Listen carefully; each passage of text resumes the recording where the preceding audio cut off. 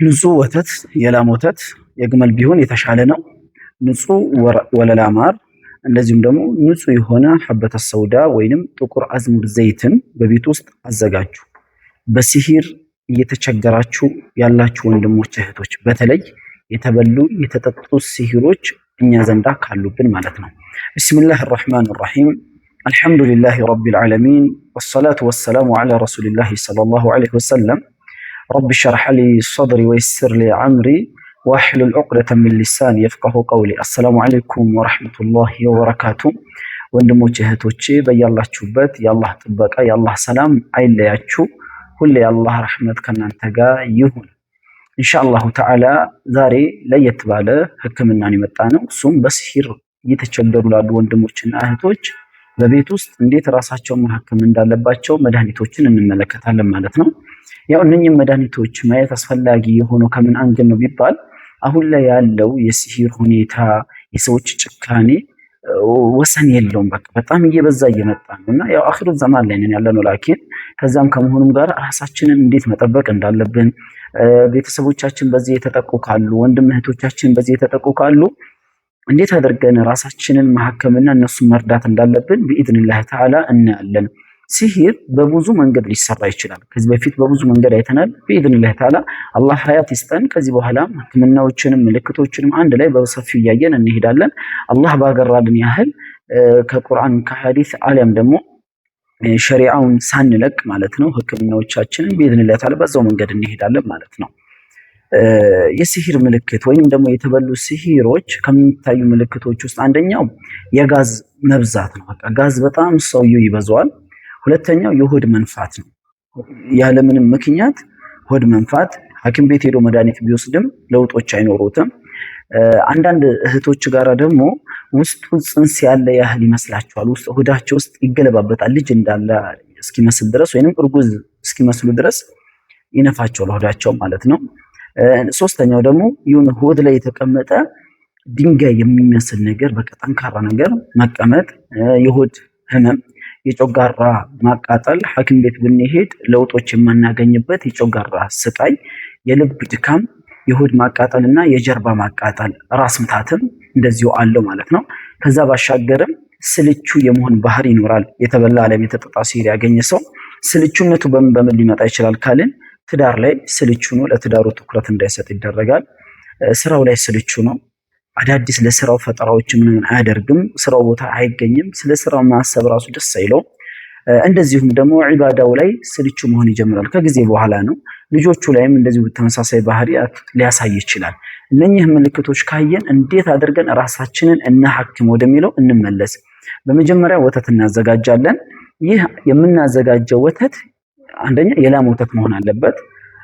ቢገኝ ግን የግመል ወተት የተሻለ ነው።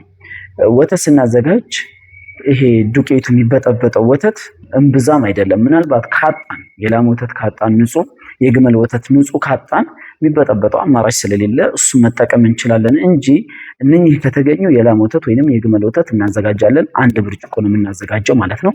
በመቀጠል የምናዘጋጀው ማር ነው።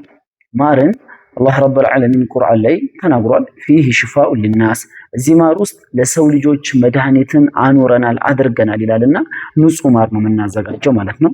በመቀጠል ጥቁር አዝሙድ ዘይት ነው የምናዘጋጀው።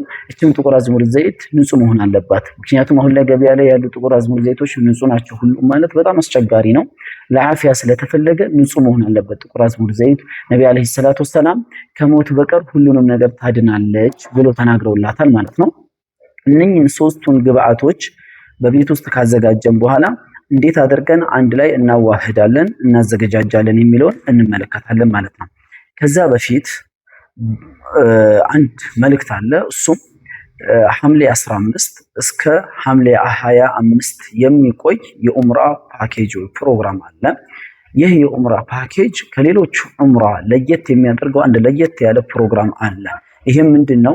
የአርህማን እንግዶችን ለመካደም ከታሰቡ እቅዶች ውስጥ አንደኛው በሲሂር በአይንናስ በጅን በመሰል ነገራቶች የተያዙ ወይንም የተጠቁ ወንድሞች እንደዚሁም ደግሞ ከስራ ጋራም በረካም ሊሆን ይችላል እንደዚህ አይነት ኬዞች አሉብን ወይንም ሩቃውን እንፈልጋለን ያላቸው ወንድሞች ከኛ ጋራ ኡምራ በመሄድ እዛው ሐረም ውስጥ እዛው መካ ላይ 7 ቀን ስለምናሳልፍ እዛ 7ቱን ቀን እዛው የአላህ ቤት ውስጥ ቁጭ ብለን የሩቃ ህክምናዎችን እንሰጣለን። ከኛ ጋር አብራችሁ ተጓዙ ነው የምንለው። ያው ይሄ ህክምና እዛ ቦታ ላይ ለምን አስፈለገ ሲባል መካ ናት፣ የተቀደሰች ምድር ናት፣ ቁርአን የወረደበት ስፍራ ነው። አይደለም ጂኒዎችንና ሳሂሮችን እዛ ምድር ላይ ማሸነፍ ደጃል እንኳን ሊረግጠው የማይችለው ከተማ ቢኖር አንደኛው መካ ነው ማለት ነው። እና በአላህ ፍቃድ አብራችሁን ተጓዙ። ዋጋቸውም ተመጣጣኝ ዋጋ ስለሆነ ሁሌም ነው በየወሩ ይሄ ፕሮግራም ያለንና የዚህኛው ዙር ፕሮግራም ጥቂት ቦታ ነው የቀረን። ጉዞ ዑምራ ማድረግ የሚፈልጉ ወንድም እህቶች ካላችሁ ከኛ ጋር ዑምራ ብታደርጉ ኢባዳችሁንም ትሰራላችሁ፣ አፊያችሁንም ደግሞ ሸምታችሁ ትመለሳላችሁ ማለት ነው። ወደ አዘገጃጀቱ ስንመለስ አንድ ብርጭቆ የግመል ወተት ወይንም የላም ወተት ነው ያዘጋጀነው። እንደዚሁም ደግሞ አንድ ማንኪያ ማር ነው የምንወስደው። ማሩ ንጹህ መሆን አለበት ብለናል፣ ቀደም እንዳየነው ነው። አንድ ማንኪያ ማር እንወስድና በወተቱ ላይ ነው የምናኖረው። ወተቱ ላይ የምናስቀምጠው ማር ንጹህ መሆን አለበት። አንድ ማንኪያ ነው የምናስቀምጠው። በዚህ መንገድ ካዘጋጀን በኋላ ጥቁር አዝሙድ ዘይት እንወስዳለን። ጥቁር አዝሙድ ዘይቱም ደግሞ 7 ነው፣ በዚህ ልክ ማለት ነው። ጠብ ጠብ እያደረግን 7 ነው ጠብታው የምናስቀምጠው። 7 ጊዜ ጠብ እያደረግን 7 ጠብታዎችን እናስቀምጣለን። በዚህ መንገድ ካዘገጃጀን በኋላ አንድ ላይ የተዘጋጀውን ውህድ እንቀላቅሏለን ማለት ነው። ሲቀላቀል በሱ ላይ መቅራት ያለብን ወይም ደግሞ የምንዘክራቸው አዝካሮች አሉ፣ እነሱን እናያለን ማለት ነው። መጀመሪያ ሱረቱል ፋቲሃን እየቀላቀላችሁ ነው የምትቀሩት። ቢስሚላህ ራህማን ራሂም አልሐምዱሊላህ ረብል ዓለሚን አርራህማን ራሂም ማሊክ የውሚዲን። ሱረቱል ፋቲሃን 7 ጊዜ ትተፋላችሁ። ውስጡ እየተፋችሁ መሃል ላይ እየቀላቀላችሁ እጃችሁ መቆም የለበትም። ከዛን አያተል ኩርሲይን 7 ጊዜ እሱንም ትቀራላችሁ። አላሁ ላ ኢላሃ ኢላ ሁወል ሐዩል ቀዩም። አመነ ረሱሉን 7 ጊዜ እሱንም ትቀራላችሁ። በመቀጠል ቁል ያ አዩሃል ካፊሩን 7 ጊዜ፣ ቁል ሁወላሁ አሐድ 7 ጊዜ፣ ቁል አዑዙ ቢረቢል ፈለቅ 7 ጊዜ፣ ቁል አዑዙ ቢረቢናስ 7 ጊዜ። በዚህ መንገድ ካዘጋጀን በኋላ ዱዓ እናደርጋለን። በምንችለው ቋንቋ ነው ዱዓ የምናደርገው። ዱዓ አድርገን ከጨረስን በኋላ ቢስሚላህ ብለን በባዶ ሆድ ጠዋት 1 ብርጭቆ እንጠጣለን ማለት ነው። በአላህ ፍቃድ ለ1 ወር ያህል ይሄን ተከታተሉ በቤታችሁ ውስጥ በኢድኒላህ ተዓላ። ከዚህ በሽታ በአላህ መሻና በአላህ ፍቃድ ትፈወሳላችሁ በኢድኒላህ ተዓላ ማለት ነው። ምናልባት ማር መጠቀም የማትወዱ ወንድሞች እህቶች ካላችሁ፣ ወተት መጠቀም የማትወዱ ያው ተፈጥሮ ሊሆን ይችላል የማትወዱ ካላችሁ ኮመንት ላይ አሳውቁኝ ወይንም በውስጥ መስመር አናግሩኝ። ስልክ እዚሁ ላይ ስላለ ማለት ነው። በአላህ ፍቃድ በቤት ውስጥ በእነኚህ ምትኮች ምን ማድረግ እንዳለባችሁ መጠቀም እንዳለባችሁ እጠቁማችኋለሁ። በዚህ በሽታ የተያዙ ወንድሞች እህቶቻችንን በሙሉ አፊያቸውን አላህ ይመልስልን። እኛንም ከደጋሚዎች፣ ከሳሂሮች፣ ከጅኒዎች ሴራ፣ ጥቃት የዓለማቱ ጌታ አላህ ይጠብቀን። በያላችሁበት የአላህ ሰላም በድጋሚ ከእናንተ ጋር ይሁን። ወሰላሙ አለይኩም ወራህመቱላሂ ወበረካቱሁ።